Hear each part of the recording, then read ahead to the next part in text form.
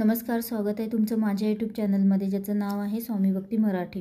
15 डिसेंबर 2024ला आलेली आहे दत्त जयंती आणि दत्त जयंती निमित्ताने आपण अनेक सेवा पारायण करत असतो, गुरुचरित्राचं पारायण करत असतो, संक्षिप्त गुरुचरित्र पारायण करत असतो, त्यासोबतच श्रीपाद श्रीवल्लभांचं पारायण करत असतो, नवनाथ पारायण करत असतो। तर अशा अनेक सेवा करत असतो आणि असं म्हटलं जातं की या काळामध्ये आपण ज्या काही सेवा करत असतो तर त्याचे फळ देखील आपल्याला नक्कीच मिळत असतात। हे दिवस अत्यंत महत्त्वाचे असतात आणि त्यामुळेच आपल्याला या सेवा चुकवायच्या नाही। ज्या सेवा तुम्हाला करायला जमतील त्या सेवा अवश्य वेळात वेळ काढून या सेवा कराव्या।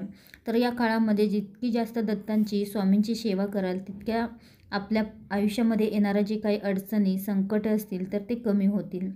तर दत्त जयंती निमित्ताने 11 दिवस दत्त सेवा कोणती करावी हेच आपण या व्हिडिओमध्ये बघणार आहोत। तर व्हिडिओ स्किप न करता संपूर्ण बघा आणि जे कोणी नवीन असेल या चॅनलवरती तर सबस्क्राईब करा। तर बघा, 15 डिसेंबरला दत्त जयंती आहे तर आणि पौर्णिमा ही 14 डिसेंबरपासूनच लागणार आहे। तर 14 डिसेंबरला दुपारपासून लागणार आहे। तर गुरुचरित्र ग्रंथानुसार 15 डिसेंबर रोजीच आपल्याला दुपारी 12:39 दत्त जयंती ही साजरी करायची आहे। तर या दत्त जयंतीनिमित्त आपण काय काय सेवा करू शकतो।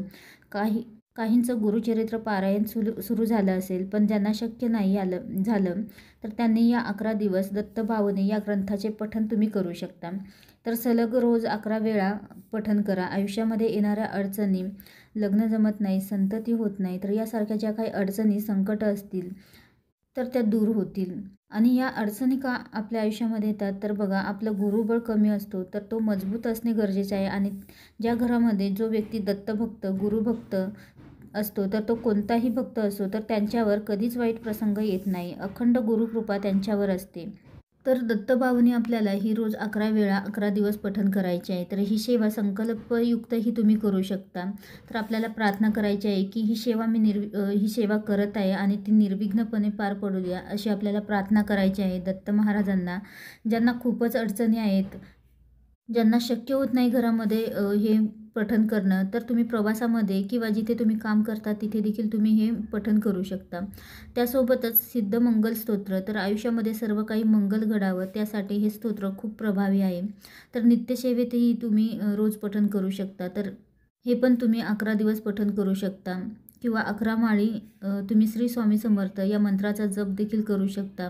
त्यासोबतच दिगंबरा दिगंबरा श्रीपाद वल्लभ दिगंबरा या मंत्राचा देखील तुम्ही रोज 11 माळी पठण करू शकता या दत्त जयंतीपर्यंत। तर दत्तसेवा करायची आहे। तसेच तुम्हाला या 11 दिवसामध्ये तुम्ही 14वा आणि 18वा अध्याय देखील पठण करू शकता। तर खूप चांगला अनुभव यामुळे देखील येतो। त्यासोबतच केंद्रात जाऊन जर तुम्ही या सेवा केल्या तर त्याचे अनन्यसाधारण महत्त्व, अनंत पटीने आपल्याला याचे फळ मिळते। तर ही सेवा तुम्ही 5 डिसेंबरपासून ते 15 डिसेंबरपर्यंत करू शकता। सप्ताह काळात पारायण जर केले तर नक्कीच अनुभव आपल्याला येतात।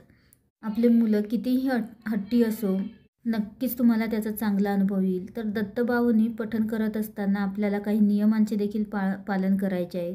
तर बघा, आपल्याला दत्तभावने तुम्ही जर पठण करत असाल तर तुम्ही मांसाहार टाळायचा आहे, मांसाहार अजिबात करायचा नाही।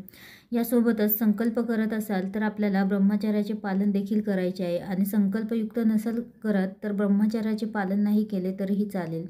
यासोबतच संकल्पयुक्त करत असाल तर अन्न आपल्याला वर्ज्य करायचे आहे आणि वेळ आलीच तर आपल्याला 3 वेळा गायत्री मंत्र म्हणायचा आहे आणि त्यानंतर आपल्याला अन्न ग्रहण करायचं आहे। तर या काही नियमांचे देखील आपल्याला पालन करायचं आहे। तर अवश्य तुम्ही दत्त जयंतीनिमित्त 11 दिवस तुम्ही या सेवा करून बघा, नक्कीच तुम्हाला चांगला अनुभव मिळेल। व्हिडिओ आवडला असेल तर नक्कीच लाईक करा, कमेंट करा, शेअर करा आणि सबस्क्राईब करा। श्री स्वामी समर्थ।